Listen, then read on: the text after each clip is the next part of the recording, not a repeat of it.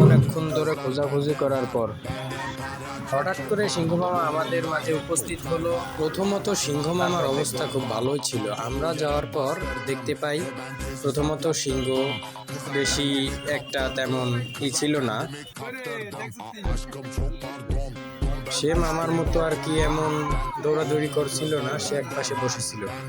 সে মানে সিংহ মামার গার্লফ্রেন্ড মামি। আস্তে আস্তে সিংহ মামা এদিক থেকে ওদিক এবং ওদিক থেকে এদিক যাওয়া আসা করতে, তারপর এক দাদু কি বলে তা শুনেন।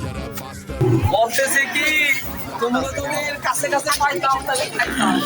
ওই দাদুটার কথা শুনে হয়তো আজ মামার রাগটি একটু বেশি বেড়ে গেছে, তাই মামার অবস্থা এমন।